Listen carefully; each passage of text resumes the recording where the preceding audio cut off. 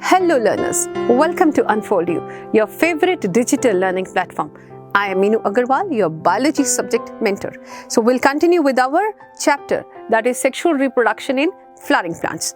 And in this video, we will continue with the post-fertilization changes, that is the formation of seed, fruit, etc. Right? So already we have formed endosperm and embryo in our previous video. So we'll continue with the next part, that is the formation of the seed in this video. Clear? Let us start with the seed formation. Now seed के अंदर already हमने क्या बना चुके हैं? Ovule के अंदर हम क्या बना चुके हैं? Endosperm and embryo. Now what does this seed contain? Endosperm and embryo. Now let us define the word seed. Seed is actually fertilized and mature ovule that changes into the seed, or simply you can say fertilized ovule is called seed. Clear? अब seed के अंदर क्या क्या present है? पहला, इसके अंदर क्या है? कॉटिलिडन्स है. सीड के अंदर क्या है? कॉटिलिडन्स है. कॉटिलिडन्स का काम क्या है? फूड स्टोर करना for the plant. Right? It has cotyledons which store the food for the plant. It has embryo, और ये एम्ब्रियो किस में चेंज हो जाएगा? प्लांट में. Right? It has seed quotes. ये सीड कोट कहाँ से बनकर आए हैं? ठीक है, सीड कोट कहाँ से आए हैं? इंटेग्यूमेंट्स. आपने देखा था ओव्यूल के अंदर दो इंटेग्यूमेंट्स होती हैं, आउटर एंड इनर. याद है? ठीक है. आउटर इंटेग्यूमेंट क्या बनाती है? बाहर वाला seed coat which is called testa, और अंदर वाली इंटेग्यूमेंट क्या बनाती है? That is tegmen. ठीक है, तो दो सीड कोट्स बनते हैं and we call them testa, that is outer coat, tegmen, that is inner coat. Testa is actually the hard covering and tegmen is the thin covering, right? So these are the various parts which are present inside the seed. Clear है? ठीक है. अभी हमने क्या बनाया? Seed बनाया है. किससे बनाया है? फर्टिलाइज्ड ओव्यूल से. इसके क्या क्या पार्ट्स हैं? Cotyledons, embryo, seed quotes. Plus these two regions which are formed by integuments, that is testa and tegmen. Clear? अब सीड के ऊपर एक ओपनिंग रहती है which is called as micropyle. ये वो ओपनिंग है जिसके थ्रू ऑक्सीजन एंटर करेगी सीड के अंदर, प्लस वाटर एंटर करेगा and it will allow the seed to germinate. So this is a small opening on the seed coat through which the entry of water and oxygen takes place for the germination of the seed. अगर आप कोई seed उठा के देखेंगे तो उसके ऊपर पोर नजर आएगा और उस साइड में एक स्कार भी नजर आएगा. Right? And that scar is actually the remains of the helium. Helium वो रीजन है जहां पे फ्यूनिकल ओव्यूल की बॉडी के साथ अटैच्ड होता है. क्लियर? तो अब ये क्या क्या पार्ट्स हैं सीड के?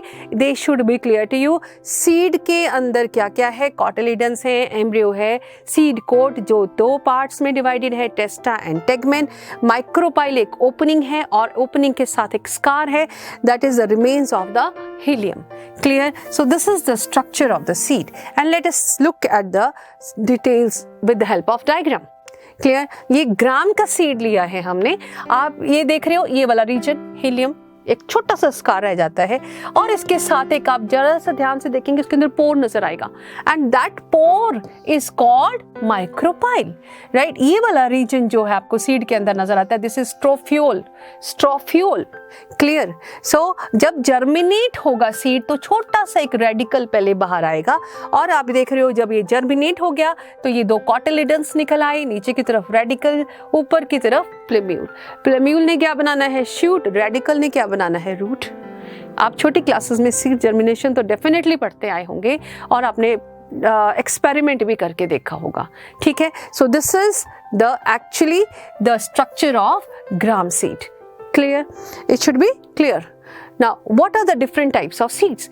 Actually, यहाँ पे तो हमने दो टाइप के लिए हैं. 3 टाइप्स के सीड्स भी हम इसको कह सकते हैं कि 3 टाइप्स के होते हैं. ठीक है? वो कैसे कि जो एक सीड है जिनके अंदर डिपेंडिंग अपॉन एंडोस्पर्म, प्रेजेंस और absence of endosperm, we have 2 types. और एक और, जब एंडोस्पर्म की बात नहीं करते, हम न्यूसेलस की बात करते हैं, तो थर्ड सीड हम इंक्लूड करते हैं। तो अभी हम जो बात करने लगे हैं वो हम बात करेंगे on the basis of endosperm, absence और प्रेजेंस ऑफ एंडोस्पर्म, उसके अंदर एंडोस्पर्म बची है या नहीं है। जब एम्ब्रियो ने ग्रो करना है तो उसने न्यूट्रिशन कहाँ से लेनी है? एंडोस्पर्म से। तो वो कई बार क्या होता है, ग्रोथ एम्ब्रियो की जब होती है तो वो पूरी एंडोस्पर्म ही यूटिलाइज हो जाती है, एंडोस्पर्म बचती नहीं। ठीक है, जब बचती नहीं तो उन सीड्स को हम क्या कहते हैं? Non endospermic. अब कई बार कुछ पार्ट एंडोस्पर्म का बच जाता है और उन सीड्स को हम क्या कहते हैं? एंडोस्पर्मिक या फिर एल्ब्यूमिनस सीड्स। तो it is of 2 types, endospermic और एल्ब्यूमिनस, और नॉन एंडोस्पर्मिक और ex albuminous, that is on the basis of presence और एब्सेंस ऑफ एंडोस्पर्म।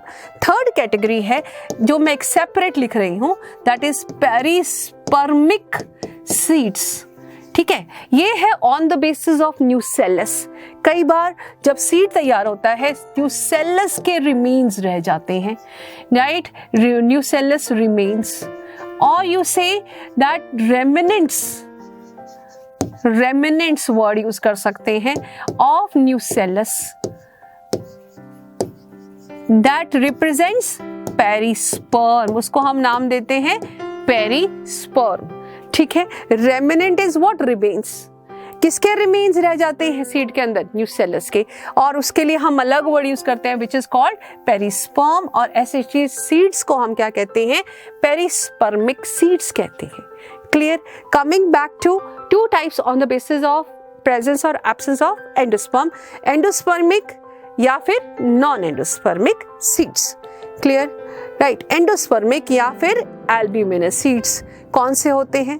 जिसमें food is stored in the endosperm, right, and during the growth of the embryo some endosperm is left behind, right. So endosperm is not completely used up during the embryo development and some part is left, that is called endospermic seeds. जितने भी monocot seeds हैं, मेज, wheat, ये सब क्या है? Endospermic seeds हैं। Castor एक डाइकॉट सीड है जो कि एंडोस्पर्मिक सीड है। Is that clear? So this is about endospermic seeds. I hope it is clear to you, right? Now next, let us see the diagram. This is castor bean, right? You can see this is a castor seed and you can see endosperm इसमें नजर आ रहा है, साथ में seed coat है और 2 cotyledons, और ये embryo का part है जिसमें एपिकोटाइल एंड हाइपोकोटाइल आपको नजर आ रहे हैं। Is that clear? So this is the structure of castor bean. Castor bean किसका एग्जाम्पल लिया है? एक वो डाइकॉट सीड जिसके अंदर एंडोस्पर्म प्रेजेंट है। Clear? So this is endospermic seed. Now this is another example of monocot seed. Monocot, ये हमने किसका एग्जाम्पल लिया है? मेज सीड का। कौन सा है? Maize seed. You can see this is maize. We take out the seed and उसका LS longitudinal section निकालेंगे and we will study this is the seed as it appears from outside. ये embryonal region है और ये remnant style के नजर आ रहे हैं। अब हम इसका dissect कर लेते हैं, LS निकालते हैं, अंदर से ऐसा नजर आएगा। ये तो embryonal axis, ठीक है, और ये वाला रीजन जो है this is called as endosperm. ये एंडोस्पर्म से भरा हुआ है, ये वाला एम्ब्रियो, और इसके ऊपर एंडोस्पर्म, और बाहर की तरफ आप देख रहे हो सीड की कवरिंग है। क्लियर? सो एम्ब्रियो में कोलियोपोटाइल, कोलोराइजा, प्लेम्यूल, रेडिकल, राइट, और ये जो रीजन है दैट इज एक्चुअली एंडोस्पर्म। इसके इर्द गिर्द भी ये रीजन जो है एंडोस्पर्म है। क्लियर? सो एंडोस्पर्म से भरा हुआ कौन सा सीड है? ये मेज का सीड है। Clear? So this is dicot seed, example of endospermic, and monocot seed which is again an example of endospermic seed. Clear? Coming to next, that is non endospermic seeds कौन से होते हैं? अब मैंने आपको बताया जिनमें endosperm is completely used up during the embryo development, उसको हम क्या कहते हैं? non endospermic seeds. They do not have any endosperm at maturity and therefore they are called as non endospermic seeds. ठीक है. Endospermic tissue is completely absorbed, that is absorbed during the development of the embryo, and the absorbed food actually is stored in the cotyledons which become large and fleshy. Clear. जो absorbed food है वो कहाँ जाके store होगा आगे?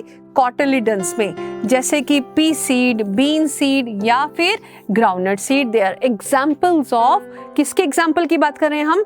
Non endospermic seed. कौन सा है नॉन एंडोस्पर्मिक सीड? अभी मैंने बताया, फटाफट बताएं कौन सा? जिसके अंदर एंडोस्पर्म क्या है? यूज्ड हो गया है, कंप्लीटली यूज्ड अप हो गया है, and it is not left behind. तो वो फूड कहाँ स्टोर हुआ? जाके कॉटिलिडन्स में स्टोर हुआ है. क्लियर. अब ये डायग्राम आपके एनसीईआरटी में बना हुआ है. This is showing different types of seeds. Clear. ये तो आपको दिखाया है P seed. Clear. P seed में 2 कॉटिलिडन्स नजर आ रहे हैं. ये कौन सा एग्जाम्पल है? अभी हमने पढ़ा. ठीक है. कौन सा? नॉन एंडोस्पर्मिक सीड का. ठीक है. और इसमें माइक्रोपाइल नजर आ रहा है. क्लियर. अब ये किसका है? That is the example of castor seed. ये हमने किस में लिया था? एंडोस्पर्मिक सीड का एग्जाम्पल लिया था, याद है? Dicot seed. क्लियर. अब इसमें भी एंडोस्पर्म नजर आ रहा है. इसमें क्या है? This is endosperm and this is cotyledons. Clear. इसमें भी एंडोस्पर्म नजर आ रहा है. ये भी हमने पढ़ा था, मोनोकॉट का एग्जाम्पल है. मेज, and this is single cotyledon and this is endosperm. Clear. अब ये किसका है? Onion का. This is example of onion seed. You can see this is endosperm and this is embryonal axis. This is seed coat. Clear. So these are the various seeds, right? Structures of various seeds. अब मेज seed का diagram बहुत important है, कई बार CBSE में draw करने के लिए भी एग्जाम में आ जाता है, right? So you have to learn it, you have to draw it, all the parts you should be able to answer. बाहर की layer which is called as pericarp, right? या सीड कोट कहेंगे हम इसको. Seed coat is a better word to write, right? और उसके अंदर आ जाओ एंडोस्पर्म, और उसके अंदर इसके जस्ट सीड कोट के अंदर एक लेयर रहती है which is called aleurone layer. Aleurone layer जो कि प्रोटीन से भरी हुई लेयर होती है. ठीक है. ये एलिरॉन लेयर है. और ये एम्ब्रियो है. एम्ब्रियो में ऊपर वाला हिस्सा जो कवर करता है प्लेम्यूल को, दैट इज कॉल्ड कोलियोपेटाइल. नीचे जो रेडिकल को कवर करता है दैट इज कोलोराइजा. ठीक है. अब ये जो रीजन है, this is single cotyledon and this is called as scutellum. Clear. So this is the structure of what? Maize seed, right? And other different types of seeds. They should all be very clear to you. Clear? मान लो exam में कोई पूछे give show the diagram with the help of a diagram that example of what you say albuminous seed. तो आप किसका बनाएंगे? Castor seed का, right? Dicot पूछा जाए तो कैस्टर सीड, मोनोकॉट पूछा जाए तो मेज सीड, राइट? अगर नॉन एल्ब्यूमिनस का एग्जाम्पल पूछा जाए तो you will draw P seed. Is that clear to you? Right? So this is about different types of seeds. Clear? Now let us look at some important definitions जो अभी हम पढ़ चुके हैं. Right? We will have a quick look at the different definitions. First is scutellum. Scutellum is what? Single cotyledon. Cotyledon या फिर हम इसको ऐसे कहें single cotyledon in monocots. Coleoriza. आपने देखा covering sheath around the radicle and the root cap. Right, coleopatile, it is again the protective sheath covering around the plumule in case of monocots. Clear, right? Perisperm, remnants of nucellus as in black pepper, kali mirch, right? That is the example where we find nucellus, remnants of nucellus. Clear, dormancy. अभी हम थोड़ा सा आगे जाके पढ़ेंगे dormancy क्या होती है. डॉर्मेंसी एक्चुअली जब सीड मैच्योर करता है, जब सीड मैच्योरिटी की तरफ चल पड़ता है तो उसमें जो है वाटर कंटेंट कम होता चला जाता है, ड्राइनेस होती चली जाती है. वाटर कंटेंट ओनली 10 to 15% बचता है. ठीक है. और वो स्टेट ऑफ इनएक्टिविटी में जब एंटर कर रहा है, ड्राई हो रहा है, एम्ब्रियो मेटाबॉलिज्म, एम्ब्रियो को जो मेटाबॉलिक एक्टिविटी है वो स्लो डाउन हो जाती है, तो हम कहेंगे वो इनएक्टिव स्टेट में ले रहा है. तो this state of inactivity it is called when the seed is not able to germinate. The state of inactivity when the seed is not able to germinate, it is called as dormancy. Clear. Now germination क्या होती है? Ability, जब adequate moisture है, oxygen है, condition सारी favourable हैं, तो seed क्या करेगा? वाटर एब्जॉर्ब करेगा, सूटेबल टेम्परेचर वगैरह है तो क्या करेगा? It will start germinating. Clear. Now what are the advantages? अब सीड्स के कुछ एडवांटेजेस हैं। एंजियोस्पर्म्स को फायदे मिलते हैं, एंजियोस्पर्म्स को सीड से, ऑफ कोर्स क्यों नहीं मिलेंगे? सीड्स क्या है? एक तो जब सीड के अंदर एक्चुअली फर्टिलाइजेशन से बना है तो वेरिएशंस हो जाती हैं। सीड के अंदर क्या है? एम्ब्रियो है, और उसके बाहर क्या है? Protective covering. तो वो क्या कर रहा है? प्रोटेक्टिव कवरिंग प्रोवाइड करता है टू द एम्ब्रियोज। ठीक है। अब सीड्स एक मैकेनिज्म है डिस्पर्सल का। अब सीड्स जो हैं कई और एनिमल्स की बॉडी के साथ अटैच होके and they are carried to various places. तो ये डिस्पर्सल का एक मैकेनिज्म भी है to different places. Clear? Now let us look at what are the advantages of seeds to the angiosperms. Seeds have better adaptive strategies for dispersal. Adaptive strategies adopt किए, जैसे कई बार wings attached हैं या फिर कुछ pricks, what you say, spines attached हैं seeds के ऊपर, so that they can be easily carried to new habitats and help the species to colonise, mean species को उस एरिया में जाके डेवलप करने के लिए भी हेल्प करते हैं। ठीक है। So they have better adaptive strategies and they help in the dispersal of the species to new areas. They have, अब सीड के अंदर कॉटिलेडन्स हैं, ठीक है, और उसकी बिकॉज ऑफ दैट वी से they have sufficient food reserves. They have sufficient food reserves किसके लिए?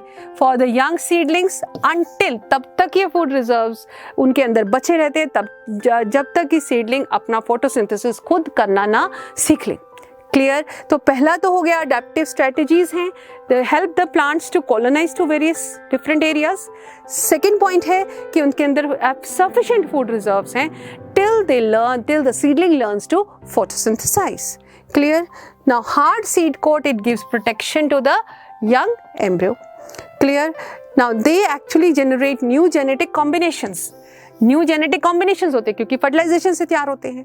ठीक है। They lead to variations and these are the products of actually sexual reproduction, right? So this should be clear to you. All these are what, क्या है ये? Importance of seeds to the angiosperms. Clear. Now, what is seed viability? एक word आता है seed viability, ability of the seed to germinate under certain conditions. ठीक है। seed की germinate करने की capacity वो vary करती है। मैंने आपको बताया जैसे जैसे seed mature होता है वो dry हो जाता है। dry हो जाता है means it starts losing moisture. ठीक है। उसके अंदर कितनी moisture बचती है? 10 to 15%। ठीक है। और वो जो metabolism है seed, इस वजह से embryo का slow down हो जाता है और वो किस में enter कर जाता है? डॉर्मेंसी में। ठीक है। और जो जर्मिनेट हम कहेंगे, जर्मिनेट करने की जो एबिलिटी है सीड की, that varies in different plants. ठीक है। Now the period for which the seeds retain their power to germinate, that is called as seed viability. So in a few species seeds lose viability within few months, right? And some of them they retain the viability even for years. ठीक है। कुछ ऐसे examples देखे गए हैं जिसमें seeds की viability बहुत सालों तक रहती है। For example in case of let us see this in case of Lupinus arcticus की बात करें। ठीक है। लुपिनस आर्किटिकस एक ओल्डेस्ट सीड फाइंड आउट किया गया है। ठीक है। जिसकी जो वाइबिलिटी कितनी है? अबाउट 10,000 ईयर्स देखी गई है। कितनी देखी गई है? 10,000 ईयर्स तक इसकी वाइबिलिटी है। It has been excavated. कहाँ से मिला है ये सीड? आर्कटिक तुंद्रा रीजन से मिला है। क्लियर। नाउ एक और प्लांट है या that is date palm, commonly called as date palm, and the scientific name is Phoenix dactylifera. ठीक है। और इसकी जो वाइबिलिटी देखी गई है कितनी? 2000 ईयर्स। कितनी है? 2000 ईयर्स। और ये कहाँ से पाया गया है seed? From King Herod's palace near Dead Sea. तो ये तो कुछ apart from the normal viability, ये कुछ एक्सेप्शंस हैं। ऐसे भी सीड्स हैं जिनकी वाइबिलिटी मेनी ईयर्स तक है, उनके एग्जाम्पल्स हैं। ठीक है। सो दिस इज 2 सीड्स के नाम आते हैं आपकी बुक के अंदर। We have to learn them, Lupinus arcticus and Phoenix dactylifera. Clear. Now let us look at those seeds which have those some of the few examples, ऐसे फ्रूट्स जिनके अंदर बहुत सारे सीड्स प्रेजेंट हैं. एक्चुअली सीड्स डिपेंड करते हैं कितने उसके अंदर ओव्यूल्स बनेंगे. ठीक है, तो seeds are formed in proportion to the number of ovules, right? Few examples we will have. We will look at the few examples. जैसे orchids की बात करें, they contain thousands of tiny seeds. Clear? हम बात करें parasitic species की, दो examples आ जाते हैं, Orbanke and Striga. दो पैरासिटिक स्पीशीज, ये एक्चुअली इसीलिए बताया जा रहा है, कई बार एग्जाम में वन वर्ड क्वेश्चन आ जाता है, एक मार्क्स का वन वर्ड आंसर मांग लेते हैं. Name the parasitic species which have lot of seeds present in it. तो आपको दोनों नाम में से कुछ भी लिखना है, Orbanke and Striga. Clear? So this is about the few exceptions. Clear? Now we will start with the next, that is fruits. अभी हमने क्या बनाया? सीड बनाया, सीड की सारी डिटेल्स की. क्लियर? उसके कुछ एक्सेप्शंस किए. क्लियर? ठीक है. अब सीड के बाद क्या बच गया? सीड कहाँ से बना था? ओव्यूल से. अब बच गई ओवरी. ओवरी क्या बना देगी? फ्रूट. अब हमारा नेक्स्ट टॉपिक क्या है? फ्रूट, जो कि कहाँ से बना है? ओवरी से. ठीक है, तो ovary changes into the fruit. Ripened ovary is actually called as the fruit. Clear? Now the study of fruits is called pomology. Study of fruits is called pomology. अब मैं यहाँ पे एक बात कहूँगी, तीन तरह के फ्रूट्स बनते हैं. एक तो जो सीधा ओवरी से बन गए, उनको हमने क्या कह देना है? True fruits. जो ओवरी से नहीं बनते पर किसी और फ्लोरल पार्ट से बनते हैं, जैसे कि हम कहें किसी और फ्लोरल पार्ट से, सेपल से, पेटल से, कहीं से भी बनते हैं, उनको हम क्या कहते हैं? Aggregate fruits. कुछ ऐसे फ्रूट्स हैं जो कि किसी अदर पार्ट से बनते हैं, राइट? फ्लावर नहीं, ओवरी, फ्लावर के किसी और पार्ट से बनते हैं, not from ovary, not from floral part, some other part like thalamus. ठीक है, उनको हम क्या कहते हैं? False fruits. ठीक है, कुछ ऐसे फ्रूट्स हैं जो कि सीडलेस होते हैं. ठीक है, जो कि बिना फर्टिलाइजेशन, बिना सेक्सुअल रिप्रोडक्शन के बनते हैं, बिना फर्टिलाइजेशन के बनते हैं, डायरेक्टली बनते हैं, and they are not having seeds. They are called as parthenocarpic fruits. Let us discuss different types of fruits. Right? On the basis of formation, they are classified into three types: true fruits, false fruits, and the true fruits are actually what? Which directly form from the ovary. False fruits are those which develop from other floral parts. Actually, the fruits in which develop from other floral parts along with the ovary wall, they are called as false fruits. Clear? And a fruit which is formed without fertilization and without seed, it is called as parthenocarpic or seedless fruit. For example, we have banana, right? So these are, ये तो हो गई किसकी बात? Fruits और उनके types की. तो कितनी टाइप्स बात की हमने? 3 टाइप्स. बेसिस ऑफ कहाँ से डेवलप हुए? ऑन दैट बेसिस ओवरी से हुए या कई और पार्ट से हुए. हमने 2 कैटेगरीज बना दी, ट्रू एंड फॉल्स फ्रूट्स. फिर एक जो फ्रूट्स बिना सेक्सुअल रिप्रोडक्शन के डेवलप होते हैं, वो क्या है? Parthenocarpic fruits. Clear? Now let us see this structure. Let us try to understand. ये मैंगो फ्रूट का हमने एक एलिस निकाला है. As you can see, इसमें सीड है, सीड कोट है, और ये हार्ड एंडोकार्प है, और ये mesocarp, and this is epicarp. ये किसके पार्ट्स हैं? पेरिकार्प के. This are parts of pericarp. अब इसमें भी देखो एप्पल है, और ये पेरिकार्प है, और ये सीड्स है. ठीक है, and this is fleshy thalamus. Clear? So these are parts of the fruits. Clear? Right? So this is false fruit and one example of true fruit. ठीक है, ये आपको क्लियर होना चाहिए और आपको ड्रॉ करना आना चाहिए. Clear? Now next is apomixis. Very interesting phenomenon. Plants में देखने को मिलता है, जो कि बहुत ही रिसर्च भी चल रही है इसके ऊपर. वो कौन सा प्रोसेस है? Apomixis. Apo means without, mixes means without mixing. जब हम बिना मिक्स किए हुए प्लांट्स को तैयार करते हैं, बिना फ्यूजन के तैयार करते हैं, जिसमें सेक्सुअल रिप्रोडक्शन इन्वॉल्व ही नहीं है, और पर ये जो है उसकी तरह मिमिक करता है या को नकल करता है किसकी? सेक्सुअल रिप्रोडक्शन की, उसको हम क्या कहते हैं? एपोमिक्सिस. क्लियर? राइट. तो this phenomenon, it is the form of asexual reproduction, but it resembles sexual reproduction क्योंकि इसमें seed is formed without the act of fertilization. Clear? Right? अब इसमें apomixis कैसे होती है, कैसे हो जाती है? या तो कोई diploid egg cell, diploid egg cell आप पूछेंगे कैसे, कि जो मेगास्पोर मदर सेल से डायरेक्टली बन गया, उसमें मियोसिस नहीं हुई, तो डिप्लॉयड एग सेल या तो डेवलप करके क्या बना देगा, एम्ब्रियो बना देगा, ठीक है, या फिर कोई डिप्लॉयड जो कि एम्ब्रियो के इर्द गिर्द न्यूसेलर सेल्स होते हैं, डिप्लॉयड न्यूसेलर सेल्स वो डेवलप कर जाते हैं, ठीक है, वो बना देते हैं आगे। तो अगर इन दो केसेस में क्या हो जाता है, एपोमिक्सिस टेक्स प्लेस। कैसे? या तो डिप्लॉयड एग सेल से हो जाएगी एम्ब्रियो फॉर्मेशन, सीड फॉर्मेशन, या फिर डिप्लॉयड न्यूसेलर सेल से डेवलप होंगे, राइट, वो आगे और एम्ब्रियो सेल के साथ साथ और उसके अंदर एम्ब्रियो के अंदर पियर्स कर जाएंगे diploid nucellar cells and they will also start forming the seeds. Clear? So occurrence of more than one embryo, अगर मोर देन वन एम्ब्रियो जैसे इसमें बना न्यूसेलर सेल्स में, ठीक है, अगर एक से ज्यादा एम्ब्रियो तैयार हो गए सीड के अंदर, ठीक है, उसको हम क्या कह देंगे, पॉली एम्ब्रियोनी। ये किसमें देखने को मिलती है, citrus and groundnut. Clear? So this is apomixis. Apomixis actually क्या है कि अभी इस पर रिसर्च चल रही है, एग्रीकल्चर में बहुत इसका यूज ढूंढा जा रहा है, ठीक है, प्रॉपर यूज। एक्चुअली क्या है कि हाइब्रिड जो आप बनाते हैं, फार्मर्स जो हाइब्रिड्स तैयार करते हैं, उसको क्या करना होता है, उनको हाइब्रिड सीड्स, उनको every year they need to buy hybrid seeds every year and they need to grow a hybrid every year, ठीक है। जब हाइब्रिड्स को वो डायरेक्टली अगर उनके सीड्स को ग्रो कर देंगे तो वो अपने कैरेक्टर्स को they will not be able to maintain their hybrid characters, ठीक है। अगर हाइब्रिड सीड्स को उठा के सीधा हम उगा देते हैं तो उनके जो कैरेक्टर्स हैं वो सेग्रीगेट कर जाते हैं, वो हाइब्रिड कैरेक्टर्स नहीं मेंटेन होते। तो इसलिए हर साल फार्मर को क्या करना पड़ता है, हाइब्रिड तैयार करना पड़ता है, उससे वो बहुत कॉस्टली प्रोसेस पड़ जाता है। तो इसलिए क्या करने की कोशिश की जा रही है, एपोमिक्टिक सीड्स को तैयार करने की कोशिश की जा रही है, या हाइब्रिड्स को एपोमिक्टिक सीड्स में कन्वर्ट करने की कोशिश की जा रही है, so that it saves the time and the money of the farmer. Clear?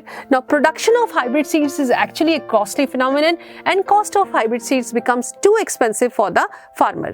If these hybrids are made into apomixed, then there will be no segregation of characters in the hybrid progeny. Clear? The farmers, they can keep on using the hybrid seeds to raise the crop every year, so they don't have to buy the hybrid seeds year and year. Clear?